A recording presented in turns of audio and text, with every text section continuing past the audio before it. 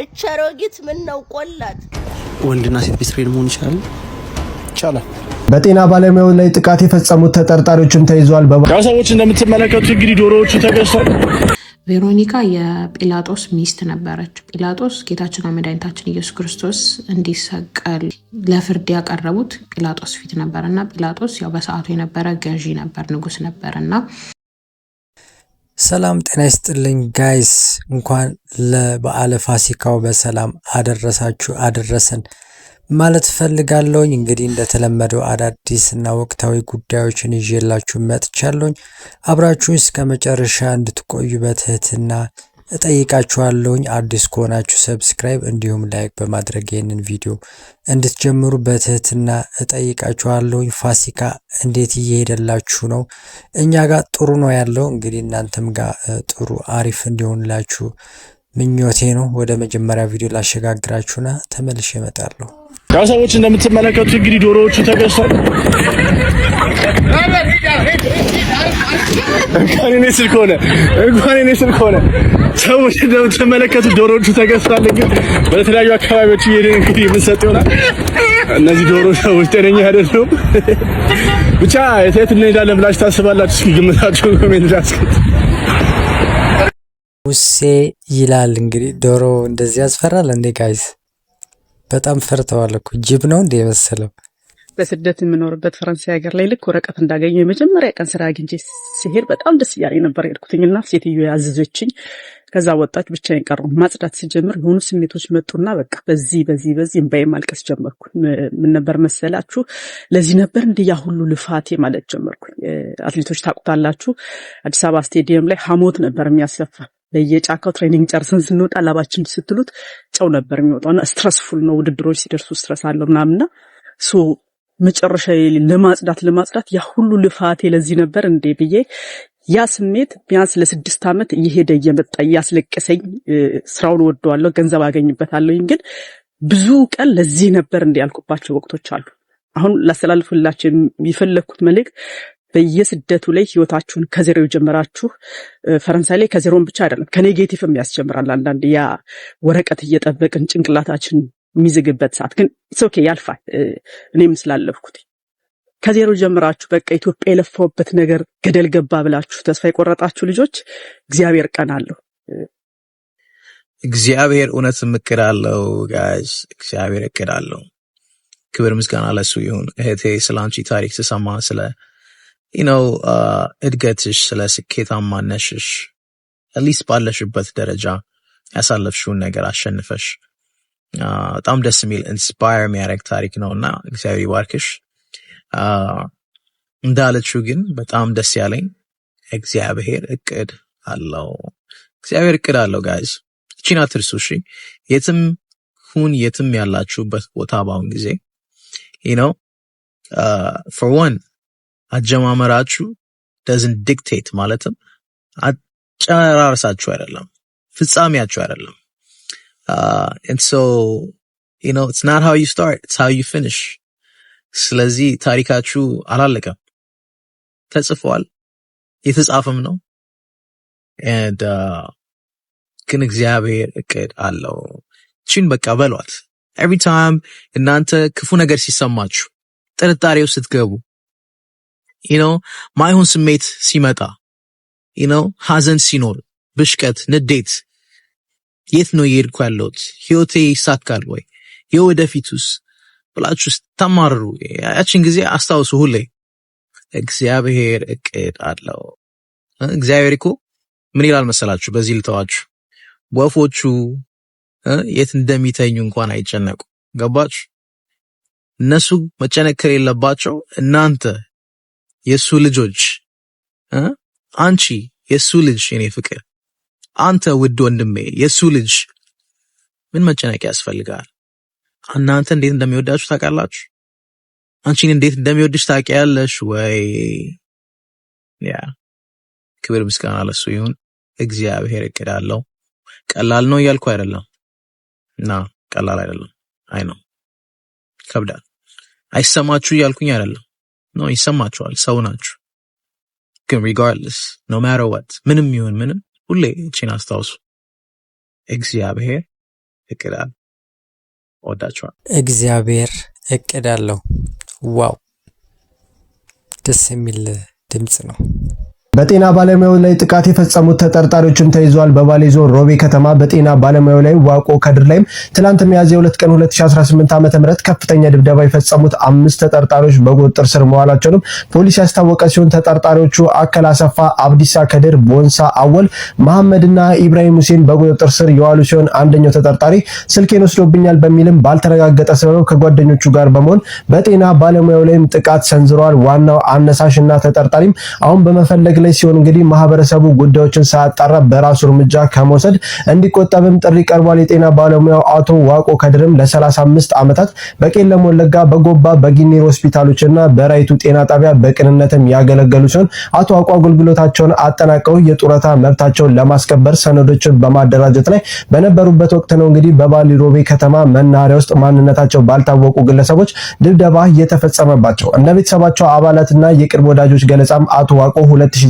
ላይም በሶማሌ ክልል ጋር በነበረው የድንበር ግጭት ወቅት ዛሬ ደጋፊ ሊሆኑ የሚችሉ ልጆቻቸውን በሞት ያጡ አባት እንደሆኑም ተገልጿል። ይህ መሰል የሀገር ባለውለታ ላይ የተፈጸመው ግፍ በማህበራዊ ሚዲያ ተጠቃሚዎች ዘንድም ከፍተኛ ቅሬታንም ፈጥሯል። በበዓል ወቅት ብዙ ጊዜ እንደዚህ ነገሮች ያጋጥማሉ። እጅግ በጣም ልብ የሚሰብር መረጃ ነው። እንግዲህ ብታስቡት እናንተ እስኪ እና በሰፈራችሁ ባደጋችሁበት በኖራችሁበት አገር እንደዚህ ስትቀጠቀጡ ወይ ደግሞ ስትዘረፉ ማየት እና እንዲሁም በፍራቻ ስትኖሩ ማየት እንዴት አይነት እንደሚያሳዝን ማለት ነው። በጣም የሚያሳፍርና አንገት የሚያስደፋ ነው። እንግዲህ ሁላችንም ጋር ሳይመጣ አይንን ነገር ጥንቃቄ ማድረግ አለብን ማለት ፈልጋለሁ። በጣም እርኩስ ሆነሽ ሰው ነሽ። ወንድና ሴት ቤስት ፍሬንድ መሆን ይችላል? ይቻላል። አዎ። ቤስት ፍሬንድ አለ? አዎ አለኝ። ፍቅረኛስ? አለኝ። እሺ፣ ፍቅረኛ ጋር ጓደኛሞች ናቸው። ማን? ቤስት ፍሬንድ እና ፍቅረኛዬ። የመጀመሪያው ሰው ቤስት ፍሬንድ ደግሞ ፍቅረኛውን ጓደኛውን ሰው አግኝተናል። እሺ፣ ቤስት ፍሬንድ ጋር ደውልና አፈቅርሻለሁ ብላት ከዛ እሷን እንደምትላ አብረን እንሰማለን። ወይኔ እስኪ እንሞክር ግን። እሺ፣ ግን ምን ምትል ይመስላል? ጓደኛሞች አይደል? አረ እሺ አትለኝም? እሺ፣ አብረን ያለን አብረን ፋሚሊያንስ አብረን ደግሞ ጠፍቻለሁ። ኮፒ ሊንክ እያደረጋችሁ አሞኝ ነበር ትንሽ ለዛ ፎሎ አደረግቻለሁ። ንገሪኝ ነገር። እሺ፣ ላውድ ላይ አደረግሽ? እሺ እሺ።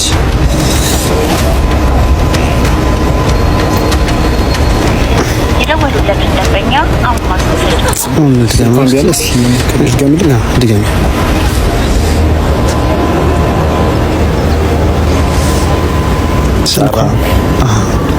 ስልኳ ተረም። ሄሎ ናርዲ፣ አንቺ አመዳም ታያለሽ እንዴ? ራስሽ አመዳም። ስሚኝ፣ ወይ የሆነ ነገር ነግርሽ ነበረ። ምንድነው? ግን እንትን እንዳትይ እሺ። የት ሆነሽ ነው? ቆይ ሲጀመር እኔ ወደ መገናኛ እየሄድኩ ነው እኮ። ስሚኝ፣ ወይ አፈቅርሻለሁ። እየቀለድክ አይደለም አይደል? አይ እየቀለድኩኝ አይደለም። ኧረ ግን ለሰላም እንዳትነግራት። የምርክ ነው? የእውነቴን ነው።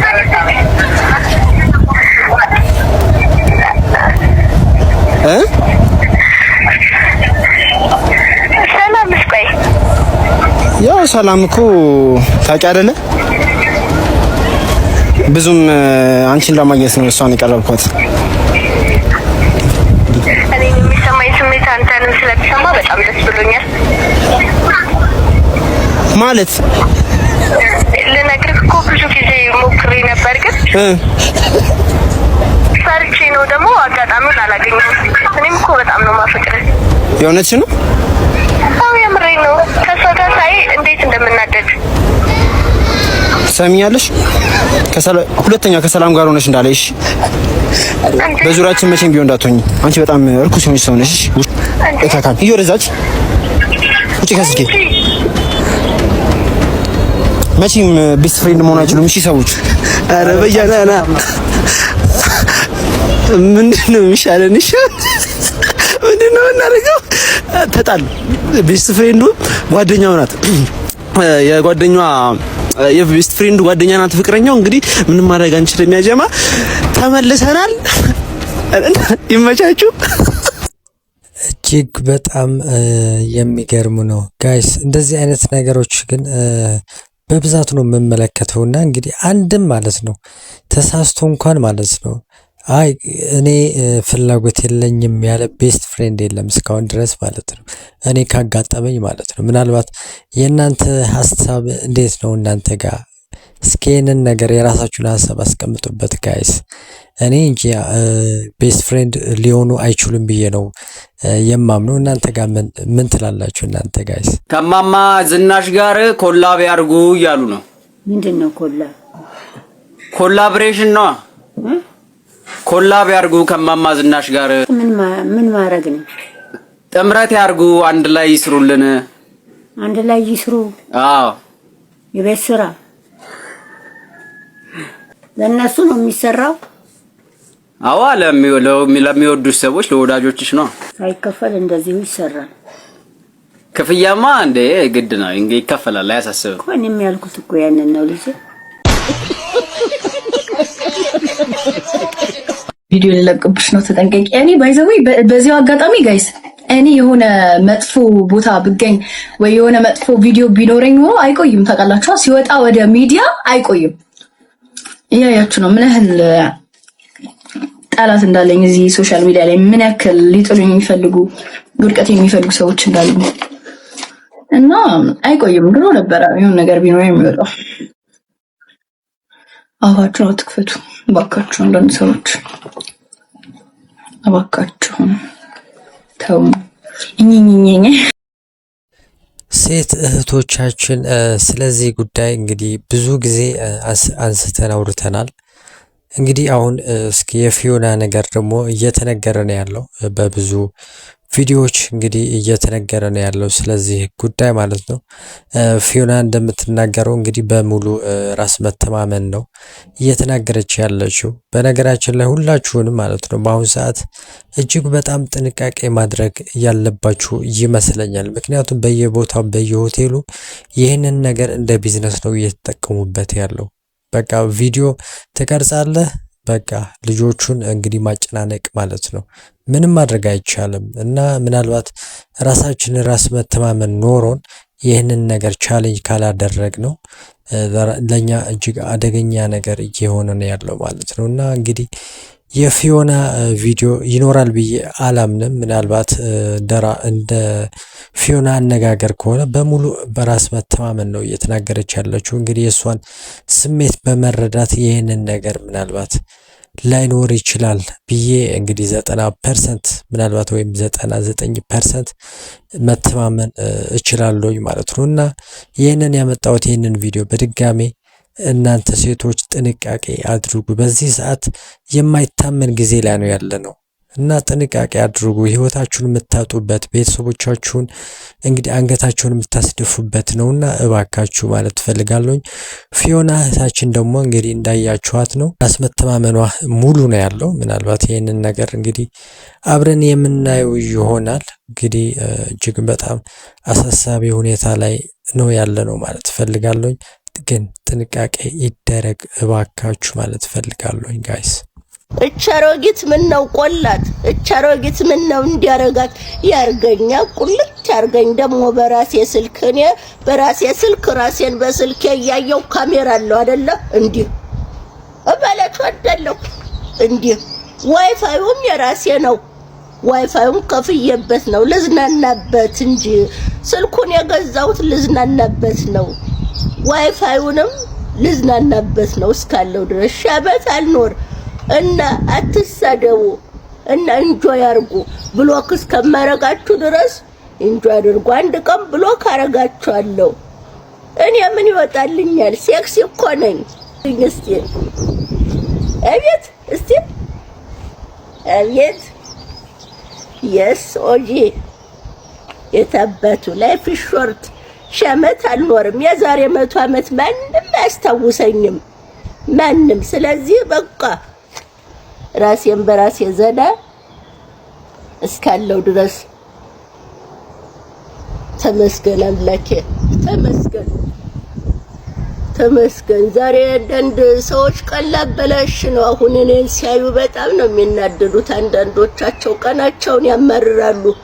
እንግዲህ ምቀኛ ተሰጠኝ ይባላል። እንዲህ ነው እንግዲህ ጋይስ የነበረኝ ቆይታ ይህንን ይመስላል። እንግዲህ በስተመጨረሻ የቬሮኒካና የጲላጦስ ትንሽ የታሪክ ከክርስቶስ ጋር ተያይዞ ያቀረበችው እህት አለ። እጅግ በጣም የሚያስደስት ቪዲዮ ነውና እሱን እጋብዛችኋለሁ። እኔ እዚህ ላይ እሰናበታለሁኝ ማለት ነው። እንግዲህ ለሁላችንንም እምነት የክርስትና እምነት ተከታዮች ለሆንን እንኳን አደረሳችሁ ለፋሲካ በዓል።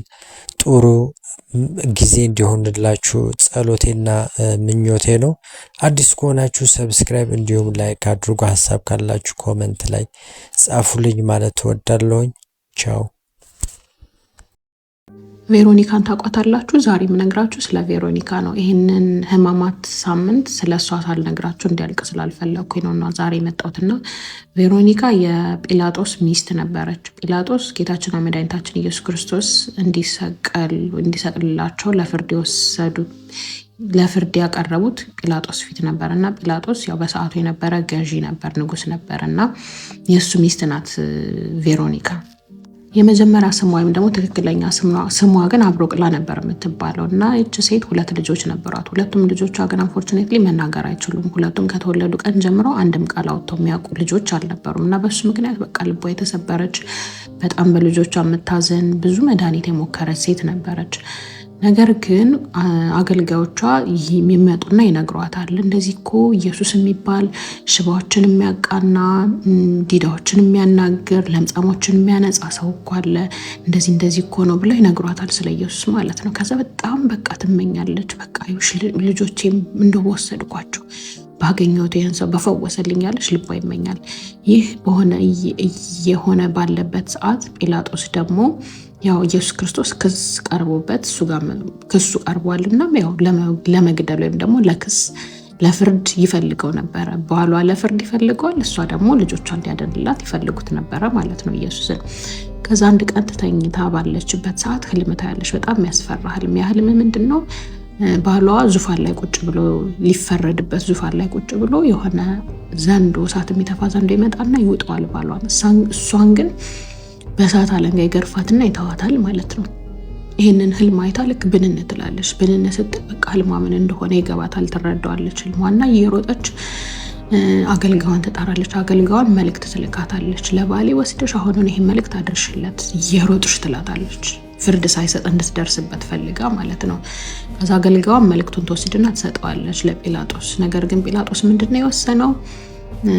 በርባን የሚባል በጣም የታወቀ ወንበዴ ነበርና ከበርባንና ከኢየሱስ ማን ልፍታላችሁ ምረጡ ይላቸዋል፣ ህዝቡን ማለት ነው። ከዛ እነሱ ምን አሉ? በርባን ይፈታልን፣ ኢየሱስን ይሰቀልልን አሉ። እንደዛ ሲሉት ምን አለ እሱ? እኔ ከዚህ ሰው ደም ንጹህ ነኝ ብሎ እጁን ታጠበና ፍርዱን በራሳችሁ ፍረዱ፣ እኔ ግን ከሱ ደም ንጹህ ነኝ፣ ከእርሱ ደም እጄን አውጥቻለሁኝ አለ ማለት ነው። ከዛ እንደዛ ሲላቸው ችግር የለም የእሱ ደም በእኛና በልጆቻችን ላይ ይሁን ይሰቀልልን አሉ። ኢየሱስ ክርስቶስ ሊሰቀል ተፈረደበት ማለት ነው። ይሄንን ስትሰማ በጣም ታዝናለች አብሮቅላ። ከዛ ወደ ልጆቿ ክፍል ትሄዳለች። በጣም በማዘን ልጆቿ ክፍል ስትሄድ ሁለቱም ልጆቿ በመስኮት ወደታች ያሉ ኢየሱስ ክርስቶስን ይዘውት ከግቢ ሲወጡ፣ ከነሱ ግቢ ይዘውት ሲወጡ ማለት ነው ወደሚሰቀልበት ቦታ ሊወስዱት። ከዛ ምን አንደኛው ልጇ ዞር አለና እያትና እንግዲህ ቃል አውጥቶ አያውቅም። አንድ ቃል ተናግረው ማያውቁ ዲዳዎች ናቸው ሁለቱም። እና አንደኛው ምን አላት?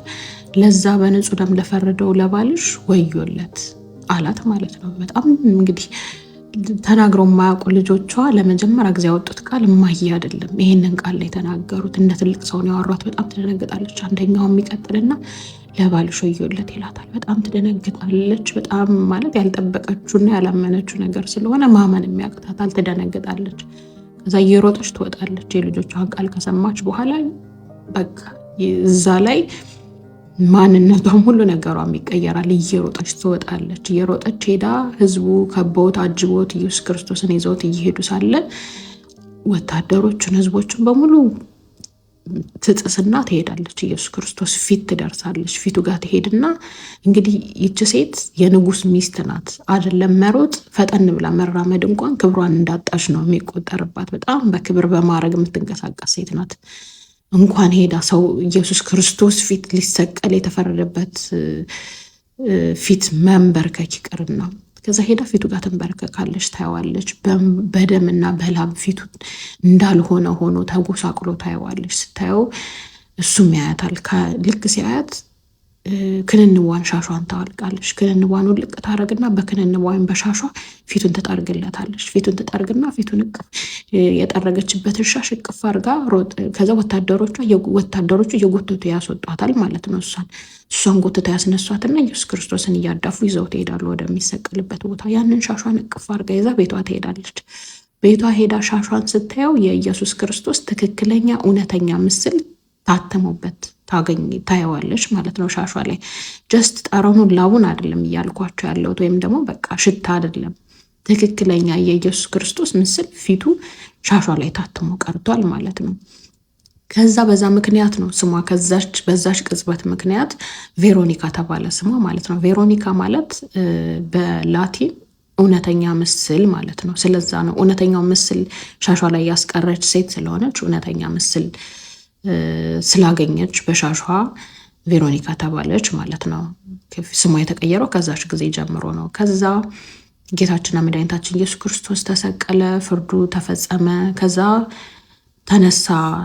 በሶስተኛው ቀን ሲነሳ ወታደሮቹ ክስ አቀረቡ። ተሰረቅን አስከሬኑን ብለው ጲላጦስ ጋር ተመልሰው ለክስ ሲሄዱ ጲላጦስ እያንዳንዱን እየጠራ መጠየቅ ይጀምራል። ወታደሮቹን ብቻቸውን ሲጠይቃቸው ሁሉም የተለያየ መልስ ይሰጡታል። የተለያየ መልስ፣ አንደኛው በቀን ነው፣ አንደኛው ተኝተን ነው፣ አንደኛው በማታ ነው ሲሉት እውነትም ኢየሱስ ክርስቶስ እንዳረገ፣ እውነተኛ አምላክ እንደሆነ፣ እውነተኛ አዳኝ እንደሆነ ተረዳ፣ አወቀ። በንጹህ ሰው ላይ እንደፈረደ አወቀ። በጣም አዘነ። ከዛን ጊዜ ጀምሮ የኢየሱስ ክርስቶስ ሰባኪ ሆነ። ክርስቶስን መስበክ ጀመረ። በዚህ ምክንያትም ስራውን የነበረውን ክብርና ማዕረግ አጣ፣ ስልጣኑን አጣ። እሱ ብቻ ሳይሆን ሊያሳድዱት ጀመሩ። ኢየሱስ ክርስቶስን መስበክ ሲጀምር መሳደድ ጀመረም። አሳደውም አልተውትም። መጨረሻ ላይ መስዋዕት ሆነ፣ ተገደለ። የገደሉትም መስዋዕት ሆኖ ነው የሞተው። እሱ ብቻ ሳትሆን እሱን ተከትላ ደግሞ ባለቤቱም ቬሮኒካም መስዋዕት ሆና ነው ኢየሱስ ክርስቶስን በመስበካቸው ምክንያት መስዋዕት ሆነው አለፉ ማለት ነው። እኔ ግን ቬሮኒካ የምትባል ሴት እንግዲህ ብዙ ታሪክ የነበራት ሴት ናት። በጣም በቃ የተከበረች የገዢ ሚስት የነበረች ሴት ናት። ብዙ ታሪክ አላት፣ ብዙ ህይወት አላት። ግን እስከ ዘላለም ድረስ ለታሪክ በዓለም ዙሪያ ታሪኳ እንዲቀመጥ የሆነው በዛች ባደረገቻት በቅጽበታዊ ድርጊት ነው ማለት በቃ በዛች በሰከንድ ባረገቻት ነገር ነው ስሟ በየቦታው እንግዲህ እኛም እያነሳናት ያለ ነው። ያ ብቻ ሳይሆን ግን በቃ ይሄ ያለ አይደል ክብሯን፣ ማረጓን፣ ማንነቷን፣ ሁሉ ነገሯን እርግፍ አርጋ ትታ ለክርስቶስ ፍቅር መስዋዕት አድርጋ ሁሉን ነገር ሄዳ እግሩ ስር መንበርከክ ምን አይነት ፍቅር ቢገባት ነው! ምን አይነት የታደለች ሴት ናት እላለሁ። በጣም ነው በቃ የምታስቀናኝ ፍቅሯ።